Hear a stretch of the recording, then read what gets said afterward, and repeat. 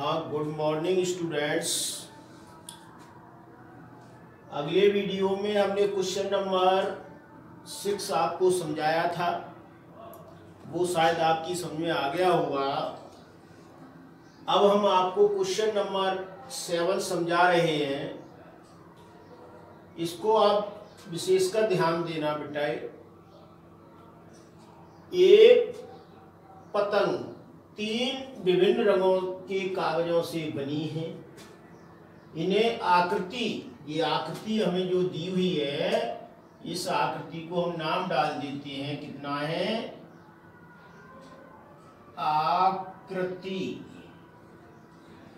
12.17, इसका नाम डाल दिया है।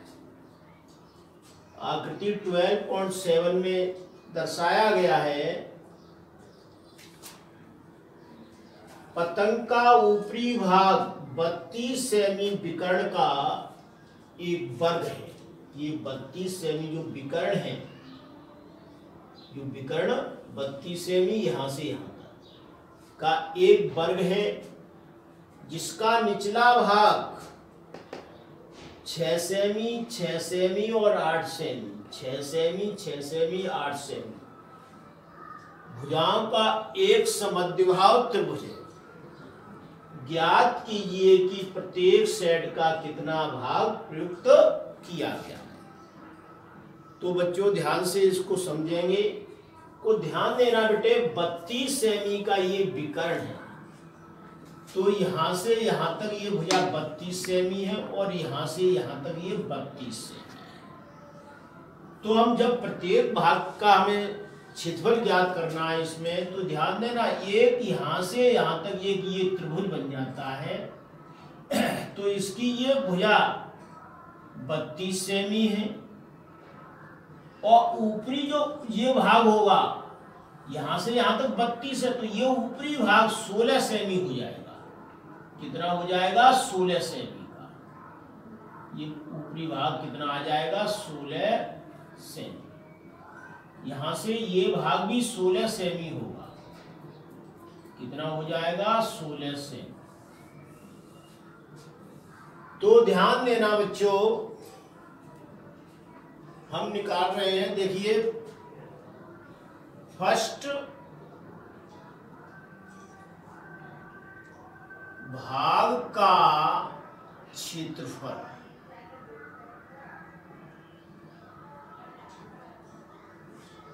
फर्स्ट भाग का क्षेत्रफल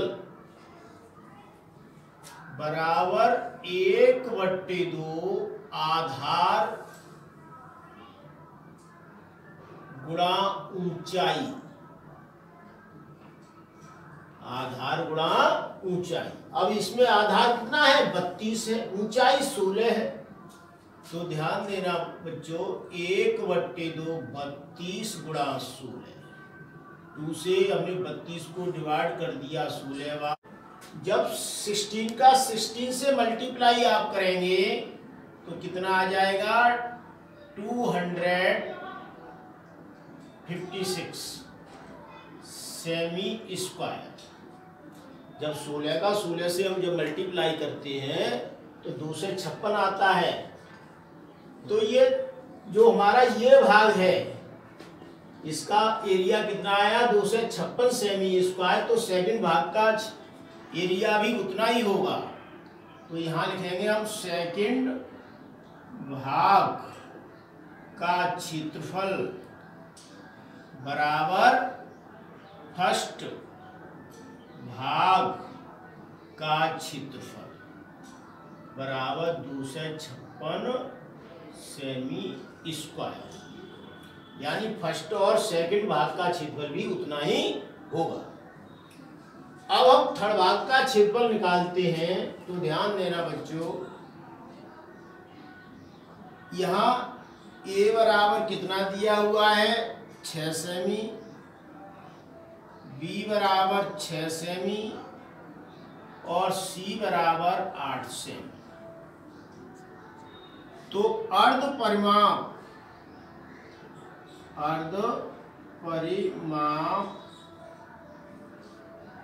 एस बराबर ए प्लस बी प्लस सी बट्टी 2, तो ए का मान कितना हुआ बच्चों?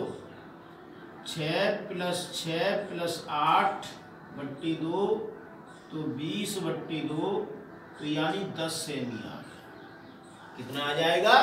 10 सेमी। ये अर्ध परिमाप हो गया। अब हमें निकालना है थर्ड भाग का क्षेत्रफल। थर्ड भाग का क्षेत्रफल बराबर कितना आएगा बेटे? Root S minus A S minus B S minus C. तो ध्यान देना, एस का मान 10 है, 10 माइनस 6, 10 माइनस 6, 10 माइनस 6, 10 माइनस कितना हो जाएगा? 8। तो दोनों से हम क्या निकालेंगे? 10, इसमें से माइनस करेंगे 4, इसमें से माइनस करेंगे 4, इसमें से माइनस करेंगे 2 आएगा। इसके हम फैक्टर भी कर लेते हैं। तो 5 गुणा 2 गुणा 4 गुणा 4 गुणा 2, तो इसका जोड़ा बन जाएगा। तो कितना आएगा बेटा? 4 गुणा 2 और रूट में आ जाएगा 5। और जब इसका हम गुणा करते हैं तो 4 दूनी 8 रूट 5 सेमी स्क्वायर। अब हम रूट 5 का मान लिखते हैं। तो इसका मान कितना आता है? 8 इंटू रूट 5 का अगर वर्गमूल निकालें आप, या निकाल के मैं समझा रहा हूं, ध्यान देना बच्चों। हम इसका वर्गमूल निकालेंगे तो 2 2 जा 4, तो 2 बार यहाँ से कितनी बार हुआ? 1 बचा यहाँ पर। अब देखना बेटे, इन दोनों को प्लस करेंगे हम, तो कितना आ गया? 4। फिर इसमें भाग पॉइंट लगाएंगे तो यहाँ एक 0 डबल 0 आ जाएगा। तो हम 2 बार फिर डिवाइड करते हैं इसको, 2 से मल्टीप्लाई करेंगे, 82 होगा। तो कितना आ गया? यहाँ से 10 में से 2 गए, 8 बचे यहाँ, और यहाँ 9 1 18, 2 प्लस फिर कर लीजिए यहाँ पर। तो यहाँ ये आ गया बेटा। अब 2 0 पुनः फिर बढ़ जाएंगे इसके। कितने बार भाग जाएगा? लगभग 4 बार, 3 बार चला जाएगा। तो 3 त्रिका 9, 3 त्रिका 9 हो गए, और 3 चौ 12 की 2 और 3 चौ 12 की 2। कितने बच गए यहाँ पर? यहाँ 1 बचा, और यहाँ 7 बचे, और यहाँ कितने? 7 में से 2 गए, 5 बच गए। फिर 2 0 बढ़ जाएंगे, 3 प्लस कर लेंगे यहाँ पर। तो यहाँ कितना आ गया? 6 हो गया। अब कितनी बार भाग देना है आप देख लें। यहाँ से लगभग कितनी बार जाएगा?